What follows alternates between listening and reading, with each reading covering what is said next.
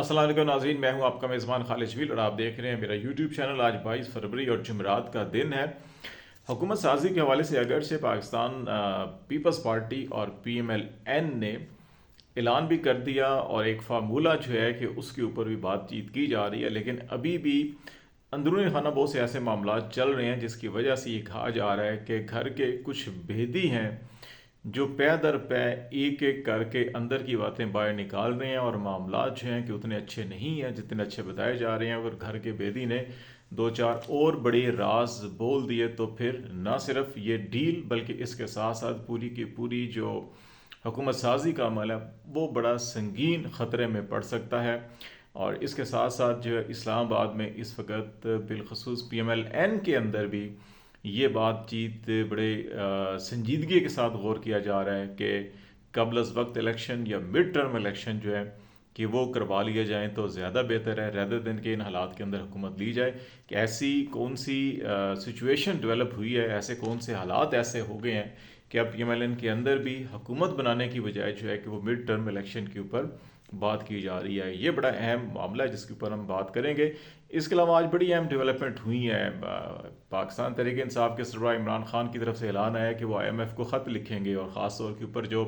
Stand by agreement हुआ था Pakistan IMF का, जिसके अंदर PTI से भी इंश्योरेंस ली थी कि वो IMF के प्रोग्राम को अगर उनकी हुकूमत आती है तो जारी रखेंगे, लेकिन उसमें PTI ने ये कहा था कि अगर साफ शफाफ इलेक्शन हुए तो वो इसको सपोर्ट करेंगे। और उस मायदे के अंदर कहा जा रहा है कि जो कंडीशन थी साफ शफाफ इलेक्शन की, उसको लेकर IMF को जो है कि तहरीक इंसाफ के चेयरमैन की जानिब से ख़त लिखा जाएगा कि पाकिस्तान के अंदर इलेक्शन की शफाफियत जो है कि वो यकीनी नहीं बनाई गई। इस वक्त जो मैंडेट दिया गया है उसका एहतराम नहीं किया जा रहा। इसके असरात क्या होंगे? जो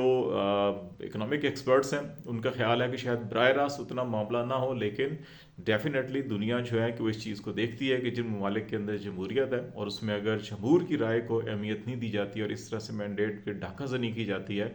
तो फिर उसके ऊपर कुछ ना कुछ कदगनें ज़रूर आती हैं। तो इसलिए ये एक संजीदा मामला होगा। लेकिन दूसरी तरफ जो है कि वो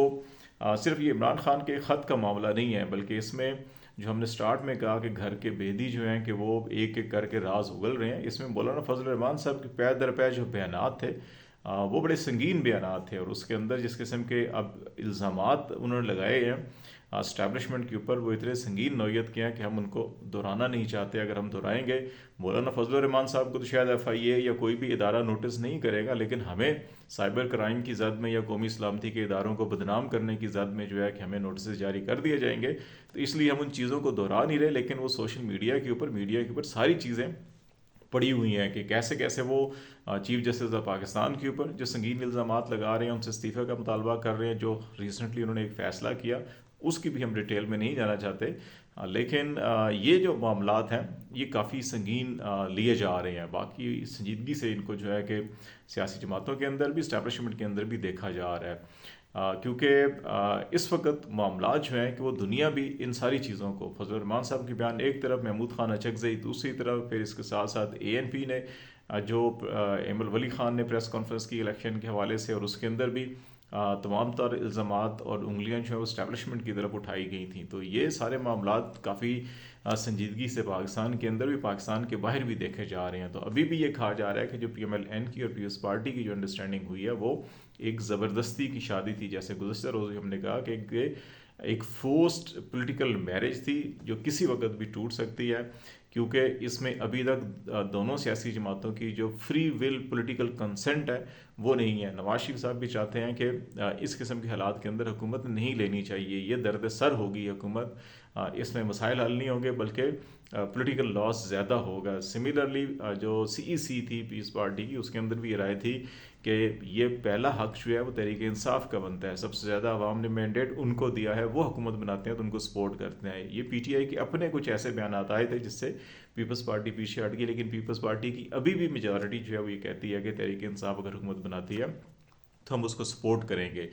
इन हालात के तनाजुर में अभी जो इलेक्शन कमीशन ऑफ पाकिस्तान के अंदर सारी पटिशन हैं, कुछ के ऊपर नोटिफिकेशन हो रहे हैं, कुछ के ऊपर अभी तक जजमेंट रिजर्व्स हैं। जो फॉर्म 45 की बुनियाद के ऊपर PTI क्लेम कर रही है अपनी सीटों की, ابھی جو مخصوص نشستوں کے اوپر جو ڈیسیژن آئے ہیں اس سے ایک انڈیکیشن مل رہی ہے، اور وہ انڈیکیشن کیا مل رہی ہے کہ مخصوص نشستیں سنی اتحاد تحریک کو دی جا سکتی ہیں۔ ابھی جو پنجاب اسمبلی کی خاص طور کے اوپر جو اناؤنسمنٹ کی گئی ہے اس کے اندر 36 پی ایم ایل این کو خواتین کی نشستیں دی گئی ہیں، پی ایس پارٹی کو 3 دی گئی ہیں، آئی پی پی کو 1، اور جو باقی معاملات ہیں اس میں اگر دیکھا جائے تو تحریک انصاف کو ابھی تک کچھ نہیں دیا گیا، کیونکہ سنی اتحاد تحریک نے جو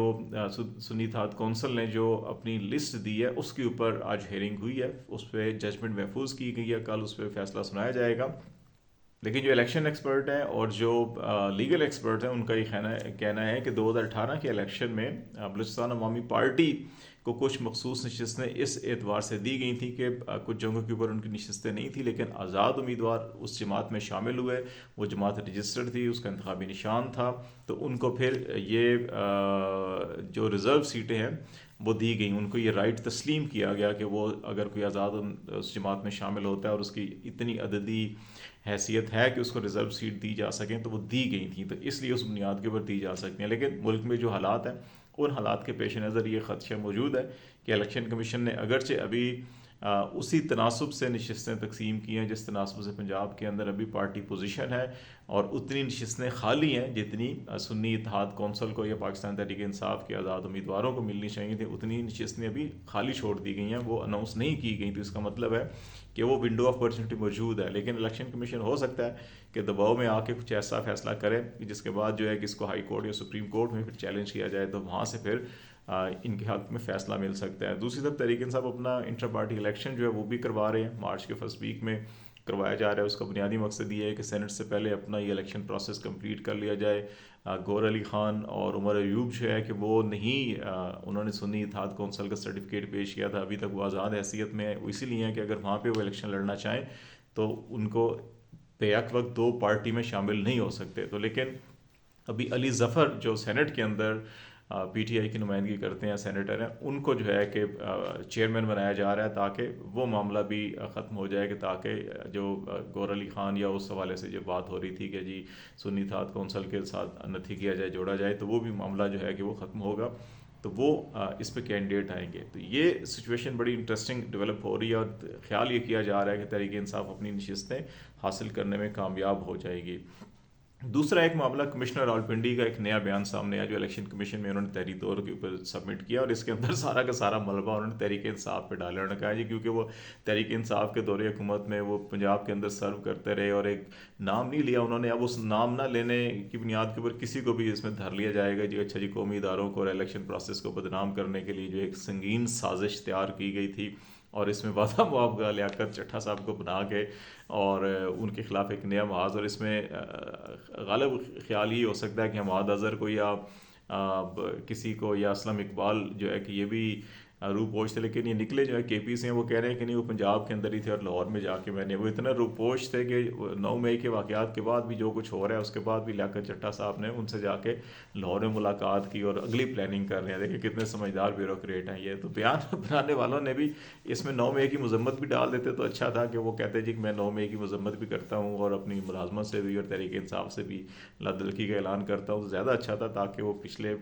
9 مئی کے بعد کی جو روایت ہے وہ برقرار رہتی۔ لیکن یہ بیان جو ہے کہ بذات خود ایک موسیقی خیز بیان دکھائی دیتا ہے، اور اس کے اندر جو ہے کہ وہ پولیٹیکل نیریٹو زیادہ دکھائی دے رہا ہے۔ لیکن جہاں تک دھاندلی کا معاملہ ہے تو اس میں فارم 45 جو ہیں کہ وہ اگر اس صاف شفاف ہے تو فارم 45 جو ہیں کہ پبلک ہونے چاہیے، اور اپنی الیکشن ایکٹ 2017 کا سیکشن 95 کی سب سیکشن 10 ہے جس کے اندر بڑا واضح طور کے اوپر لکھا ہے کہ جب الیکشن ہوں گے ان الیکشن سے 14 دن کے اندر اندر تمام ریزلٹس کو کنسولیڈیٹ کرنے کے بعد election commission of Pakistan form 45، form 46، form 47 یہ فارم جو ہیں یہ اپنی ویب سائٹ کے اوپر شائع کرے گا، پبلکلی اس کو اوپن کیا جائے گا۔ تو اگر یہ دھاندلی کے الزامات سارے جھوٹے ہیں، سازش ہے، یہ بیانیہ غلط ہے، تو وہ پبلک کر دینے چاہیے۔ آج لاسٹ ڈیٹ ہے، پبلک نہیں ہوئے، اگر پبلک نہیں ہوئی تو اس کا مطلب ہے دال